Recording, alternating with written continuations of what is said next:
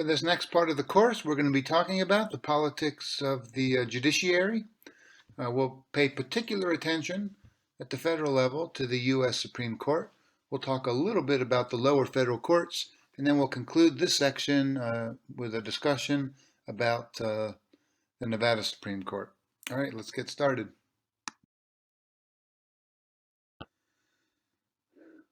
All right, let's start where we typically start when we're talking about one of the branches of the government. We'll talk about the founding principles. What were the founders thinking when they created the federal judiciary?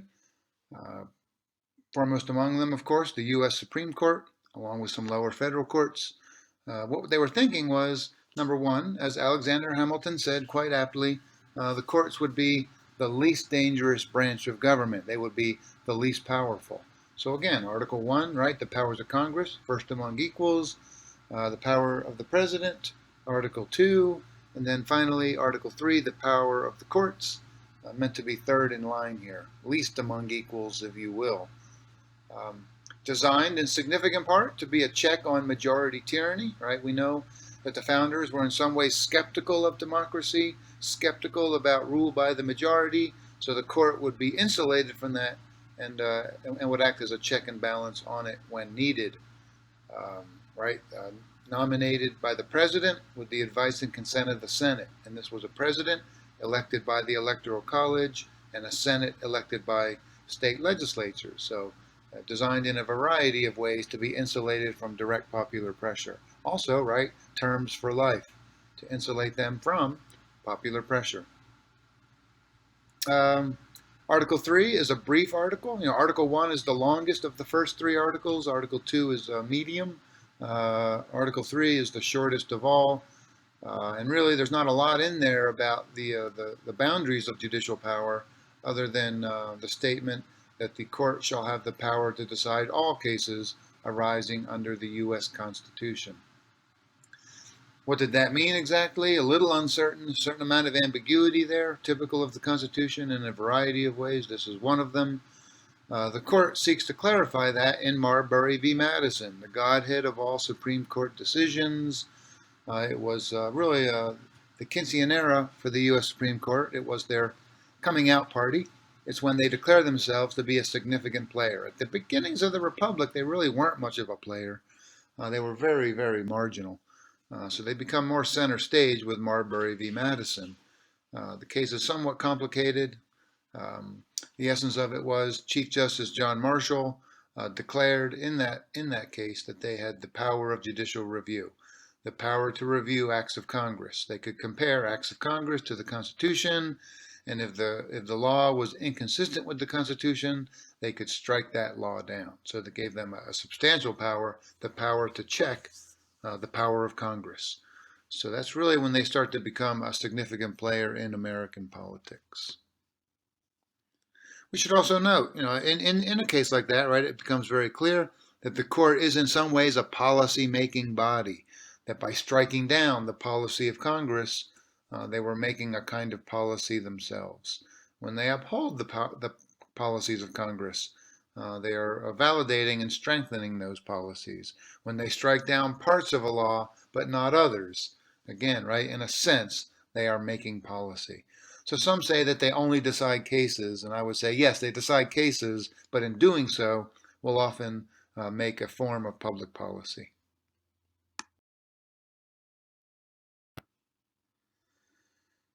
So we have then a system at the federal level of the U.S. Supreme Court as top dog, of course, but below them we do have a significant number of lower federal courts.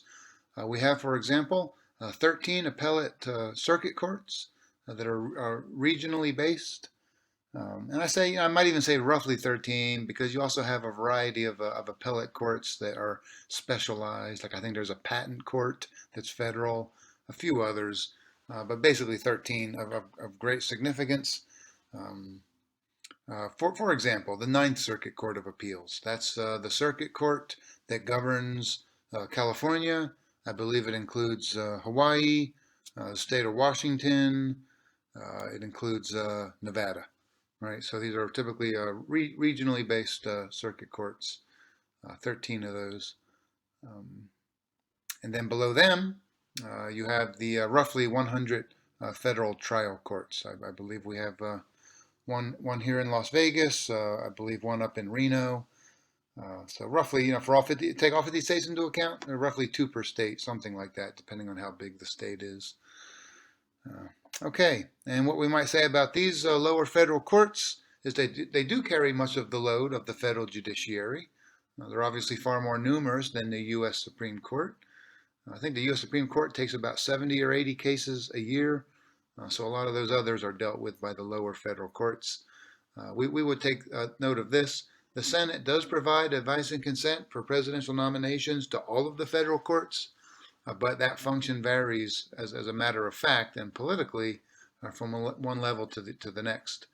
And so what I would observe here is that Senate advice and consent, the advice part of it, is very important at the trial court level. There's 100 federal courts, federal trial courts. That's a lot of personnel constantly changing. And so the president is more than happy to get advice from senators of his or her own party on who they might nominate to serve on a federal trial court in, let's say, Las Vegas or in Boston or in San Francisco or what have you. There, the president will definitely get advice from the Senate, and they might even get advice, quite honestly, informally, from members of their own party who serve in the House of Representatives, who might have some ideas on who the president could nominate for some of these positions, even governors of the president's own party, that sort of thing. At the Circuit Court of Appeal level, Senate advice is significant. The president will certainly take that into some account. Senators of his or her own party that are within the jurisdiction of the circuit court that has an opening, the president would take that into some account, although here the president would exercise more power in determining who to nominate.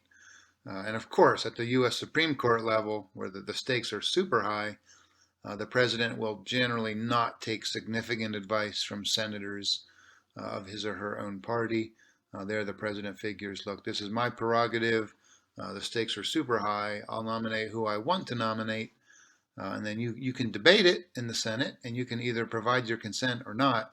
But the advice function really falls away at the level of the U.S. Supreme Court. So, although you cannot see that in the Constitution would suggest that advice function is the same across all federal courts. It's not. Federal trial courts, it's most important. Circuit courts, somewhat important. U.S. Supreme Court, not really significant at all.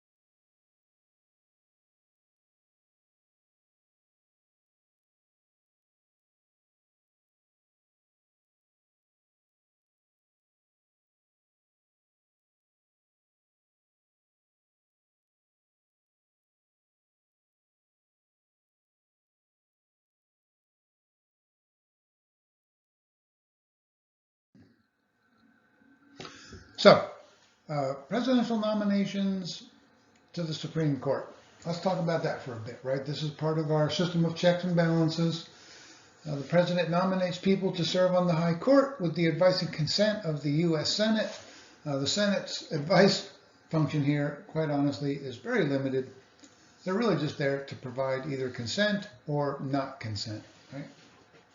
All right, so let's talk a little bit about the politics and the dynamics of that process. And this is in our text, so make sure you read that chapter on the court and so forth.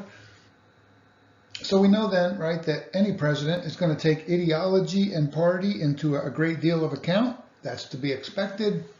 The court issues very important decisions for our politics, so it becomes deeply partisan. That's unavoidable.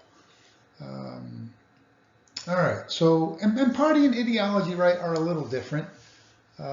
Trump, right, certainly nominated to the court Republicans, but he also sought to nominate conservative Republicans, right, as opposed to moderate Republicans.